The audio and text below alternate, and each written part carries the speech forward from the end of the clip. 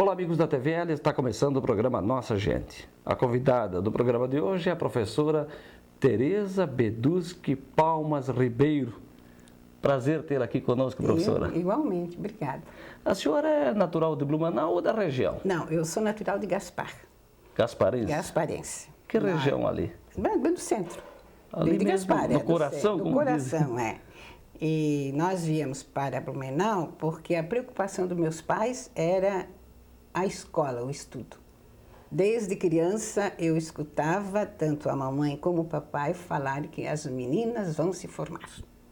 Então, formar as filhas era um objetivo supremo. Então, como em Gaspar, na época que eu saí, eu já fiz o primário aqui em Blumenau, acredito que só devesse ter o curso complementar que falavam naquela ocasião. E em Blumenau já tinha o ginásio Sagrada Família, não é?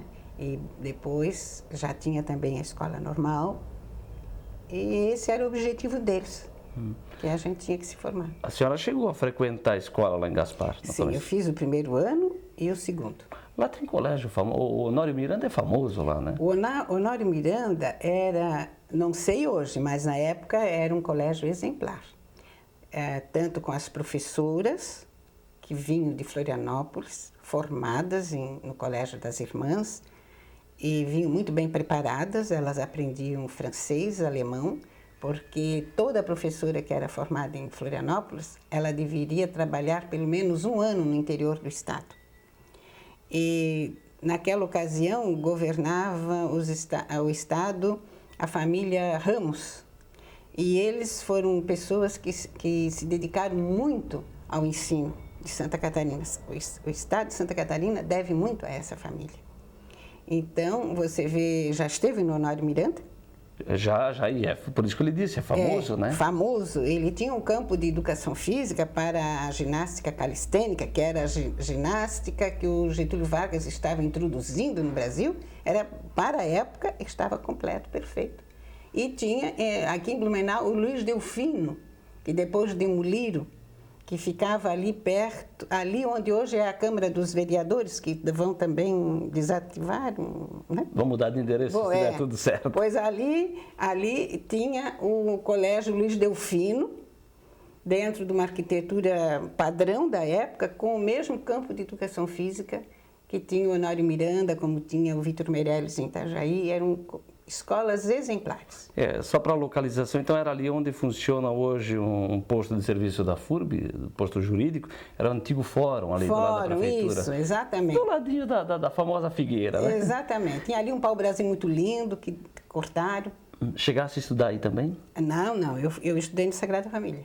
Quando viemos para cá... Foi lá em Gaspar e depois... Sagrada Família e Pedro II. Quando a senhora mencionou a família Ramos, me passou aqui nomes importantes, como o ex-governador Aderbal Ramos da Silva, entre outros, o único catarinense que foi presidente por pouco tempo, mas do Brasil. O Nereu Ramos. O Nereu Ramos é da mesma família. Que empresta o seu nome, inclusive, a uma emissora de rádio em Blumenau. Então, daí a importância, né, da família Ramos. Sim. O Vidal Ramos, que eu acho que foi o primeiro dos Ramos governador do estado, não tenho muita certeza, foi o que trouxe professores de São Paulo para começar um novo sistema educacional em Santa Catarina. Se não me engano, foi o Vidal Ramos. E ele trouxe esses professores de São Paulo, porque na época, pela Constituição vigente na República Brasileira, cada estado tinha total independência de criar a sua filosofia, a sua educação. Então, o Vidal Ramos, aproveitando isso, foi criando um sistema educacional paralelo, vamos dizer, paralelo não, semelhante ao sistema educacional paulista. E a sua educação, o aprendizado, seja em Gaspar, bom, Sagrada Família sempre foi também um colégio de ponta, né? Foi um colégio para as meninas, para as crianças, de uma formação fantástica. Dá um equilíbrio, uma formação muito boa, sabe? É um colégio que acredito que continue se preocupando muito com isso. Para as crianças dá um sentido de ordem, de disciplina, muito bom. Aproveitando até na qualidade de professora, esses colégios, tanto para as meninas como para os meninos, que agora acabou unificando, com cunho religioso, sempre acabaram fazendo um diferencial, não só no aspecto católico, aqui o Santo Antônio, o Sagrado, o próprio Barão, que é da Igreja Luterana, e se nós saímos daqui, por exemplo, Metodista, em São Paulo, e tantos outros famosos, né? A questão religiosa influencia bastante também na formação do homem, né? Sim, muito. A formação religiosa influi muito na formação do homem e no Sagrada Família nós tínhamos, sim, embutido aulas de ética, que a gente não sabia que estávamos aprendendo ética, mas aquilo estava embutido nas aulas de religião. Aquilo era muito interessante. Depois, mais tarde, é que você começa a perceber que aquilo que você estava aprendendo eram princípios éticos. Só que tinha um ponto favorável para o momento educacional. A igreja falava a mesma língua dos pais e a escola. Então, eram 3 instituições básicas da sociedade que falavam a mesma linguagem. Então, isso acredito que deu para formar gerações responsáveis, cidadãs, né? Agora, a senhora concluiu o ensino fundamental, o ensino médio e a universidade. Pois é. Aí, a universidade eu fiz mais tarde. E como eu, desde criança, queria ser professora de História, e aqui em Blumenau não tinha o curso de História, eu optei por Itajaí, a Univale. E fui lá, então, que eu fui fazer. Então, a senhora cursou História. Cursei História. Porque é um curso fantástico. Até hoje, por coincidência, quando anunciei a sua entrevista e que nossa equipe estava se dirigindo aqui para a sua residência, mal pronunciei o seu nome e ali encontrei 3 pessoas que foram seus alunos em gerações diferentes, né? Exatamente. Então, ficaram felizes da lembrança, inclusive o Ademir Gili, o Alexandre Pereira, o vereador Leoberto Vitor Cristelli, pediram para que eu levasse um abraço à senhora. Igualmente. Então, eu imagino que essa coisa de professor e que foi marcante, né? Foi, muito marcante. Porque a gente sente no brilho dos olhos dessas pessoas, né? E eu vejo até no semblante da senhora agora a satisfação de relembrar quantas pessoas a senhora imaginou que passou pelo seu crivo, que aprendeu alguma coisa com a senhora? Olha, eu leciono há praticamente 40 anos, vamos dizer, não é? Nós tínhamos apenas, vamos calcular mais ou menos, né, que eu não sei assim, mas vamos dizer, nós tínhamos apenas 2 aulas de História por semana. Então, para nós termos um teto relativamente bom, nós tínhamos que pegar 36, trabalharmos 36 a 40 horas aula. Isso seria de 18 a 20 turmas, cada uma com 50 alunos, você calcula. O que dava, né? Dava 900 alunos, mais ou menos, que passava por você durante o ano. E isso durante décadas? Décadas, sim. E a gente era muito dedicada, como eu disse, uma formação de cidadania. Você não deixava para depois o que tinha que fazer. Por exemplo, nesses anos todos, acredito que meus colegas foram tiveram o mesmo comportamento. Eu jamais entrei numa sala de aula para colocar nota de aluno no diário de classe. Aula era aula. Nunca entrei numa sala de aula para dizer aos meus alunos as provas de vocês eu não corrigi. Jamais. Eles faziam prova na quarta, sexta-feira eu tinha aula com eles, sexta-feira elas estavam lançadas no diário corrigidas. Então, eu não tinha... Se você cumpre o seu dever, nada lhe pesa. O que pesa é o sentimento do dever não cumprido. Então, isso era uma dedicação do professorado, mas acredito que todos os meus colegas fossem assim. Então, a gente tinha essa quantidade de alunos, né, por ano, anos e anos. E quando a senhora encontra alunos já de cabelos brancos, outros nem tanto, como é que é a reação de seu reencontro? A gente se abraça... gostamos de nos ver, eles mexem comigo que o meu cabelo não está branco, eu mando que eles pintem o deles também, não é? Mas é muito bom. é isso que faz a gente gostar mais ainda de Blumenau. Porque você tem a felicidade de sair à rua e encontrar os ex-alunos. E os ex-alunos não precisam pensar que eles não nos marcaram. Todos eles nos marcam. Sem dúvida, né? É uma coisa que... Porque eu percebo, eu sei que a senhora está tomada pela emoção, mas é um momento assim, e se percebe, no pouco contato que eu tive, e não tive a felicidade de ter aula com a senhora, mas percebi assim, que vai além do aluno-professor, existe uma relação de ser humano. Ser humano. E isso é que marca. Exato. E eu acredito que é isso mesmo, mas o lecionar, o dar aula é como a medicina. Você tem que amar aquela criatura que está na sua frente. Não é? Quando eu entrava na sala de aula, eu via aquelas crianças, os jovens, eu pensava assim, os pais depositaram essas crianças aqui, em confiança. E o que eu tenho que fazer com eles é trabalhar a inteligência deles. A parte mais nobre do ser humano cabe ao professor. Porque você não vai trabalhar outra parte do ser humano a não ser a inteligência da criatura, desenvolver o intelecto, transformá-lo num ser pensante, num cidadão. Alguém certo dia disse que o mestre precisa guiar o aluno pela mão para ajudá-lo a crescer. A crescer, exatamente. Isso é uma analogia, mas na verdade ela tem o seu sentido. Né? Sempre que eu recebi uma turma, a gente ficava, todo professor fica receoso, o professor responsável, né? Tem medo, porque é uma turma que ele vai trabalhar, ele é responsável por aquelas crianças, pelo pensamento, pelo raciocínio, pelo cidadão que ele está formando. E o cara é isso.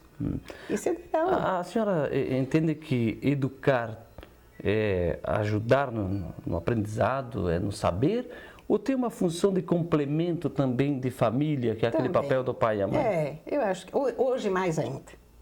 Porque parece que os pais estão responsabilizando a escola também na educação, né? Responsabilizando, E tem professores que reagem e dizem que eles não são pagos para educar. Eu entendo a queixa dos professores, porque se é classe mal reconhecida, é a classe do professorado. E não gosto, vou sair um pouquinho da sua pergunta, que falem mal da escola pública. Porque eu posso ir adiante nesse meu pensamento, depois você torna a sua pergunta. Você vê, se nós vivemos numa sociedade que prega a cidadania e a democracia, então, o que está sobrando para as pessoas com menos poder aquisitivo seria a educação, que é uma forma de você cumprir a cidadania. Então, há pessoas que dizem, o meu filho vai para a escola particular, eu não vou botar na escola pública. Se essa pessoa tem um poder econômico, uma influência social, ela deve sim colocar onde ela quer, o filho na escola particular. Mas obrigar a quem de responsabilidade melhorar o ensino, qualificar o ensino público. Não sei se estás me entendendo. É um raciocínio lógico, né? E não falar como quem meu filho não precisa. A sociedade é uma democracia para todos. Agora, falar mal da escola pública é um erro, as pessoas não conhecem. É muito fácil você lecionar numa escola particular, que eu nunca quis, pegar filho que o pai é médico, o avô é juiz, o bisavô, e essa criança da escola pública sai falando em Machado de Assis, hein? E sai conhecendo Leonardo da Vinci. E há uma disparidade em termos de... Dá para falar mal da escola pública? Não dá. E aí o reconhecimento do professor acaba sendo muito mais enaltecido. Exatamente. Então não dá para falar. Porque você tem alunos, por exemplo, quando eu fui lecionar no Pedro II, o Pedro II era uma exceção, porque nós tínhamos todos os níveis sociais ali dentro.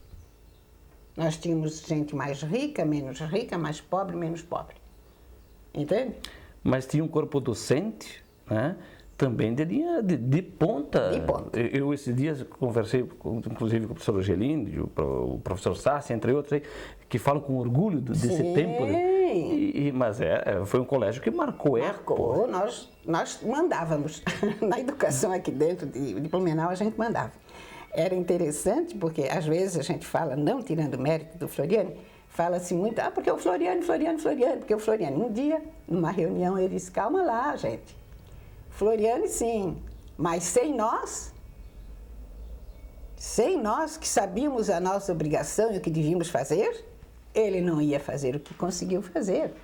Ele levou, né? O Colégio do Floriani. Mas quem estava na retaguarda? Um professorado de escola, sem dúvida. Um time de ponta, né? Mas sim, imagina, a Marieta Baimisch na educação física e outros. Começamos com o professor Lothar Krick, que ele criou todos os laboratórios para o Pedro II, não é? Tinha uma série de professores de primeira grandeza, todo mundo levando muito a sério a sua função. Olha, vou lhe dizer que foi um período. Um período de ouro do Pedro II? De ouro, foi. Da educação da cidade? Da educação da cidade. Professora, vamos fazer um intervalo e depois a gente continua essa conversa? Sim. Então, tá bom. Até daqui a pouquinho, quando retornamos com essa agradável companhia da professora Tereza Beduschi Palmas Ribeiro. Até daqui a pouco.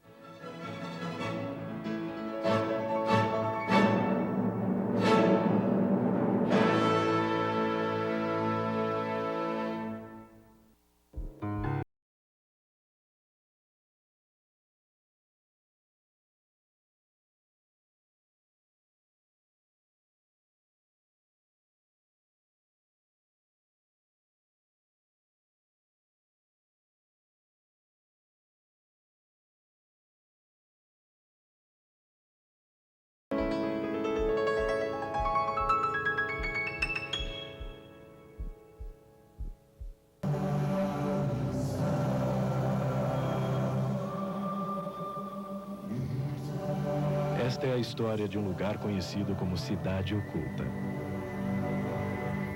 A Cidade Oculta é a maior cidade da Terra, embora nenhuma pessoa realmente more lá.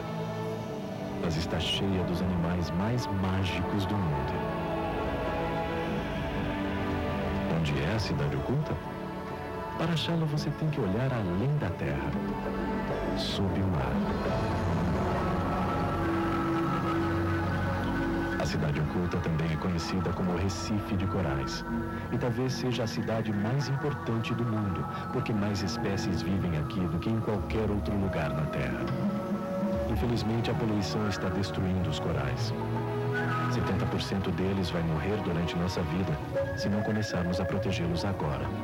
O que não vai só afetar o peixe-palhaço e o mero ou a enguia. Vai afetar todos nós. Porque os recifes de corais mantêm o oceano, e o oceano mantém a Terra. Alguns até acham que escondidos na Cidade Oculta estão novos remédios e novas curas para doenças. A cidade pode ser oculta, mas a mensagem é fácil de ver. Proteja os recifes de coral e nós protegemos o oceano. Proteja o oceano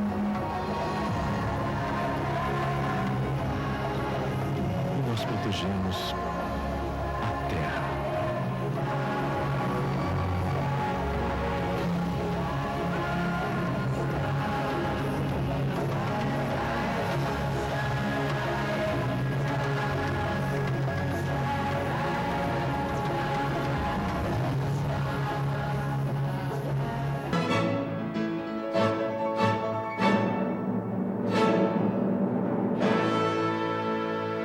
Estamos de volta na sequência do programa Nossa Gente, conversando hoje com a professora Tereza Beduschi Palmas Ribeiro. Beduschi é sobrenome... italiano, por parte da minha mãe. E família tradicional em Gaspar. É, mas ele começou, meu bisavô foi o primeiro habitante do Barracão. Na época, Barracão era de Brusque. E o meu avô chegou com 11 anos. E a minha avó, mãe da minha mãe, veio da Alemanha. Era da família Rudolf. E Palmas Ribeiro? É lá da Serra, de São Joaquim. Seu pai, então? Meu pai. Pois é, eu descobri um fato que a mim me pareceu, de certa maneira, surpresa. A senhora é solteira, né? Sou solteira. Optou por ser solteira ou... Não, foi acontecendo, o tempo foi passando, a gente foi se dedicando à profissão e quando veio, passou. E tudo que nós estamos conversando aqui na escola, a senhora não teve filhos, né? Não. Então não teve filhos biológicos, mas quantos filhos a senhora teve? Ou tem por aí, né? Exatamente, espiritual, intelectual, tive, né? Espero, né? Pois é. E essa vida de solteira é uma vida... Olha, boa. Boa? Boa, muito boa. A vida, ela tem que ser boa em qualquer situação, não é? Se fosse casada, provavelmente seria boa também, que eu acho que o casamento deve ser uma coisa boa. E para solteira, a vida também é boa. O que você deve sempre procurar é ser otimista e estar sempre contente com a sua situação. A senhora me falou logo na abertura do programa que foi uma opção sua estudar, inclusive com o apoio dos pais, que para a época era difícil, principalmente mulher estudar, né? Ter oportunidade de ir para a escola. Você quer? Eu vou lhe contar um detalhe. Quando eu era criança, eu dizia, vou brincar em tal lugar, numa casa de amiguinha. De repente eu voltava. Aí a minha mãe dizia, por que já voltou? Ela foi, agora a mãe dela, a fulana, a mãe, né, mandou que ela fosse bordar para o enxoval dela. Mas é que a gente fosse uma criança de 7, 8 anos, a menina ia bordar para o enxoval. Isso era uma coisa cultural, né? E tal, aí eu ia brincar na casa de outra. Isso era muito comum as meninas irem bordar para o enxoval. Aí um dia eu perguntei para minha mãe, a gente não vai bordar para o enxoval? Ela disse, não, minha filha, quando for para casar, compra-se, manda-se bordar. Até lá, quando você é tão criança, vai estar tudo amarelo. E a senhora é de família grande ou não? Não, nós era 3 filhos e um irmão morreu muito criança, aos 6 anos. Porque era uma coisa, para a época também, diferenciada, família, principalmente de origem italiana, alemã, famílias numerosas, né? Isso, não, meus pais optaram só por 3 filhos. Fugiu a regra também, né? Fugiu. Eu só tive uma tia que teve uma filha só e lá aqui em casa com três filhos, né? Tereza, e o seu primeiro emprego? Qual foi? Meu primeiro emprego foi no Adolfo Konder. Colégio. Aqui na Velha, né? O grupo Adolfo Konder. Foi muito interessante, ali foi um aprendizado muito grande, sabe? Então, como eu era nova, né? Naquele tempo, a educação classificava assim, o segundo ano A era o forte, o B também era forte, o C também, depois se tivesse o D e outras, conforme as letras do alfabeto, elas iriam sendo mais fracas. Então, eu sempre, no início, pegava alunos que fossem os mais fracos, ou muito tempo com repetência escolar. Mas eu dava um jeito neles, trabalhava bem trabalhado, e eles, normalmente, 3 meses de aula, eles concorriam com a classe forte, correspondente à sala deles. E que época era isso? Olha, acho que foi em 57, por ali, quando eu comecei. Começou jovem, então? Bem jovem. E depois, atrás de mim, foram muitas mocinhas, meninas, moças também procurando escola no município, no estado, porque não havia normalistas suficientes formadas aqui em Blumenau. Só tinha a escola normal do Pedro II e, mesmo assim, ele não formava só para Blumenau. Do Adolfo Konder, bom, imagino, devia ser uma escolinha, né? O Adolfo Konder já era o grupo que é hoje. Foi já com esse espaço físico? Sim, alguma mudança, mas já era um grupo grande e foi grupo modelo. A minha irmã depois foi diretora e era um grupo muito limpo. Não sei hoje como está, deve estar a mesma coisa. Mas era um grupo muito limpo, com muita disciplina. Bom, e depois do Adolfo Konder? Eu fui para o Pedro II, ainda não tinha faculdade, mas a gente fazia um curso, o curso da CADES. Era um curso para preparar os professores que tivessem escola normal ou fossem advogados e quisessem lecionar no ginásio e no segundo grau. Eu fiz esse curso em Curitiba.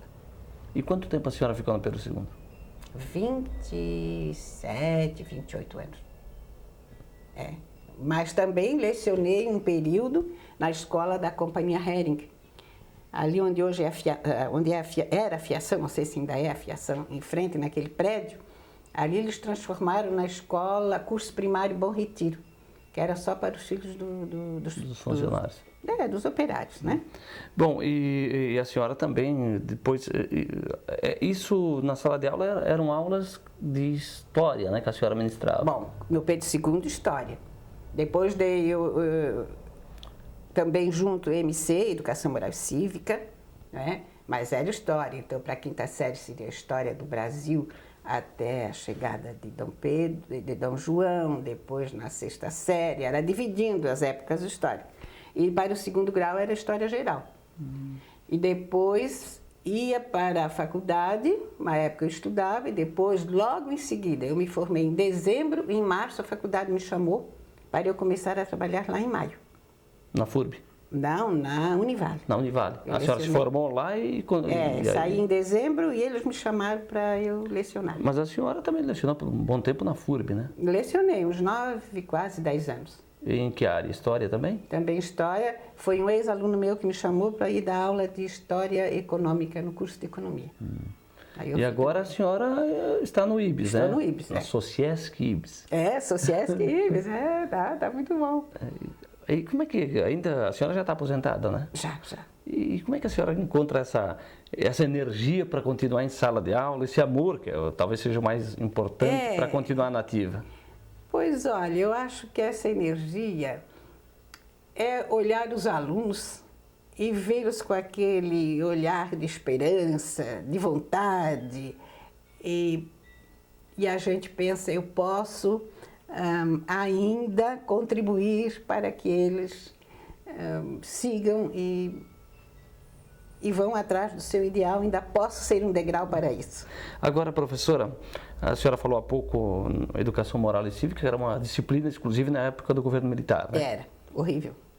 Não o governo militar, a disciplina, vamos dizer, era muito teórica, os alunos não gostavam. E muitas vezes a gente recebia essa aula pronta.